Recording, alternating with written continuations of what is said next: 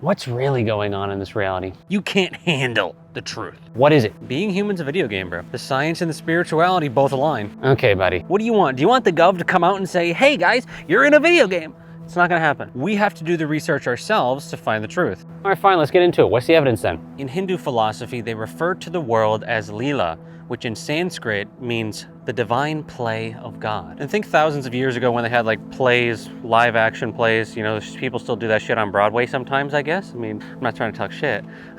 And think about how a dramatic play can be interpreted as a video game. They're just in different contexts. And also any religion that believes in an afterlife of any kind can be also interpreted as layers of a video game. So you could say that Christianity and Islam are describing the world as a video game, but just God's video game with specific rules. But Buddhism and Hinduism align with this too, because they both have their own take on a concept called samsara, or that we take rebirths until we alleviate our karma. Doesn't that kind of sound like respawning in a game on a specific level until you've completed it?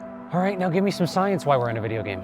Okay, we'll come back to some of that stuff, but some of the scientific evidence is, for example, number one, you've got Oxford philosopher Nick Bostrom. In 2003, he wrote a paper called Are You Living in a Computer Simulation?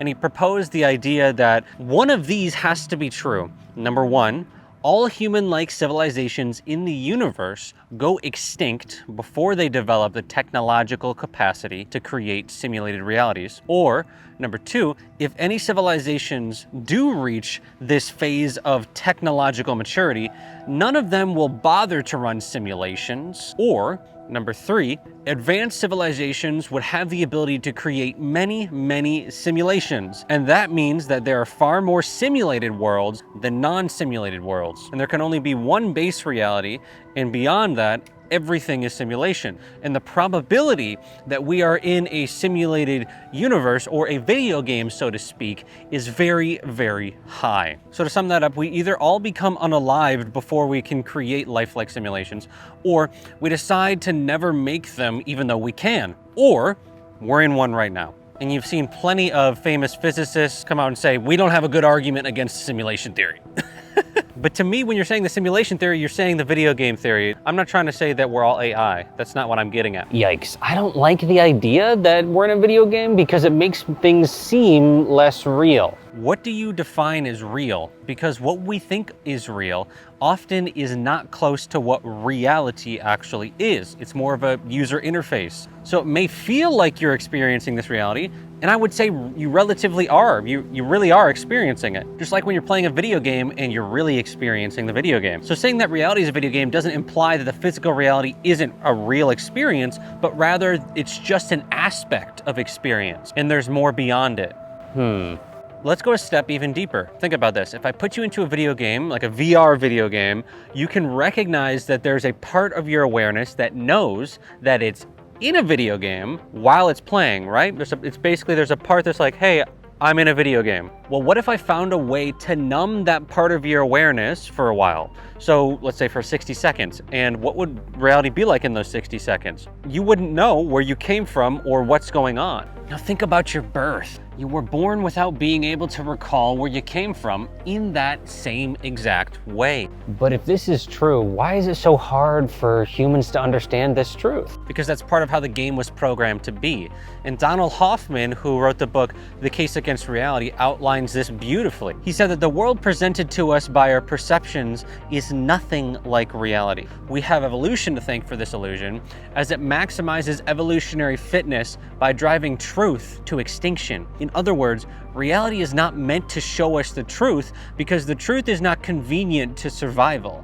It's as though it's hidden on purpose so that we actually survive in the game. You know, this would actually be a cool video game design because it would make it exciting to figure out the truth while only a few other people know it.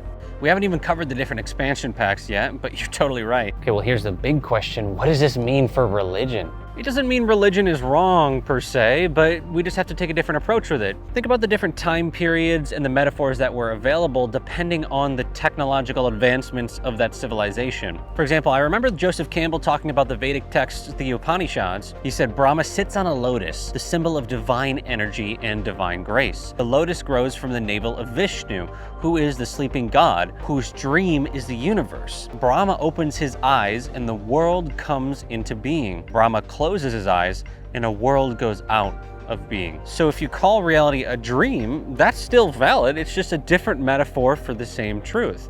In a dream, you numb the ability to remember where you came from in the same way I described with the VR headset. But here's another interesting part. You can learn in our reality to lucid dream, meaning you can remember where you came from outside the dream and have access to that memory. Well, maybe in our reality, some people can do the same thing.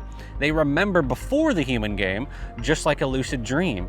Or during the game, they realize that they're gaming in the same way you can realize that you're dreaming. And that's what lucid dreaming is, right? Like you're awake in the dream, just like you could realize that you're playing a video game during the video game. Interesting. This definitely could be possible, but what would the end of this life be like then? It would just be a remembering of the rest of you outside the game, and you would gain that part of your awareness back, like it would become unnumbed. And from a lot of different sources, there seems to be a so-called astral realm, which is the next step or the next level that you go back to. It's kind of like the lobby of the video game, and it's been called many things for thousands of years, and you can find references to the alternate dimensions from which we come and go in ancient Egyptian text, Tibetan text, and Indian text, such as the Tibetan Book of the Dead, the Egyptian Book of the Dead, or the Upanishads. But if you were to think those are the only cultures that talk about that experience, you'd be wrong. Even ancient Greeks were into it. They described it as metempsychosis and described it as the soul is the immortal part that passes through the different cycles of incarnation in birth and release from the body at death. The behavior of the individual during a particular life can determine the form the soul takes in the next life. The theory of the soul derived from the teachings of Pythagoras, yes, the math guy, who is said to actually have gotten it from Indian texts. In the Phaedrus, Plato describes this theory of the immortal soul, arguing that after the death of the body, the soul passes through the realm of the ideas, which is why it's possible for us to possess particular kinds of knowledge, such as the consciousness of virtue and perfection through the process of anamnesis or recollection. And in Orphism, which was a Greek mystical religious movement, it was believed that the newly dead who drank from the river Lethe would lose all memory from their past existence. The initiated were taught to seek instead the river of memory, thus securing the end of what was referred to as the transmigration of the soul. All that sounds a lot like playing a video game, taking a break,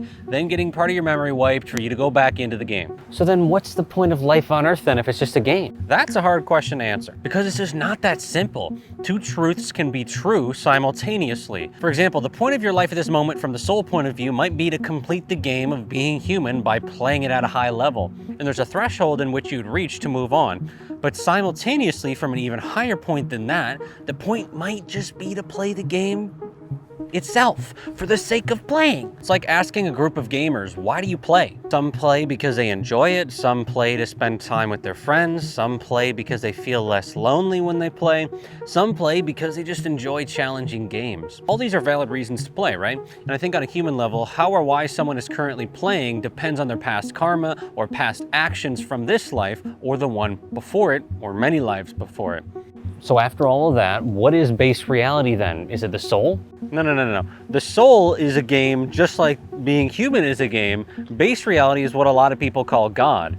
And Paramahansa Yogananda described this beautifully. He said that the unmanifested absolute cannot be described except that it was the knower, the knowing, and the known existing as one. In it, the being, cosmic consciousness, and its omnipotence all were without differentiation, ever existing, ever conscious, ever newly joyous spirit. Spirit, being the only existing substance, had not but itself with which to create. Spirit and its universal creation could not be essentially different, for two ever-existing infinite forces would consequently each be absolute, which is by definition an impossibility. An orderly creation requires the duality of the creator and created. Thus, spirit first gave rise to a magic delusion, so-called Maya, the cosmic magical measurer, which produces the illusion of dividing a portion of the indivisible infinite into separate finite objects. Even as a calm ocean becomes distorted into individual waves on its surface by the action of a storm, all creation is nothing but spirit, seemingly and temporarily diversified by spirit's creative vibratory activity. And a quick side note, there's evidence of this in quantum physics with something called wave-particle duality. Wave-particle duality theory states that waves can exhibit particle-like properties, while particles can exhibit wave-like properties. This definition opposes both classical mechanics and Newtonian physics. And just as something can do that, maybe that describes how the game works. You're simultaneously the human, the soul, and the entire wave function of the universe, of creation. Why do I suffer so much, though? That's a whole nother chat, but I think that Alan Watts summed it up best in the best one-liner I've ever heard. He said, "Man only suffers because he takes seriously what the gods do for fun." All right, I hope you enjoyed that breakdown of the simulation/video game theory. It's one of my favorites of all time. And by the way, I actually have a lot more evidence, but I just didn't want to make the video too long. So if you enjoyed the video, you got value from it, stick around, subscribe. We got plenty more coming. Oh, and real quick, if you want a deeper understanding of not only how we're in a game, but how the game works and how to play it at a high level, check out my Upgrade Your Reality course. That's exactly what it is. It's designed to upgrade your internal and external realities, and we've had some amazing, amazing results. So thank you very much, and we'll see you in the next video. And until then, my friend, peace.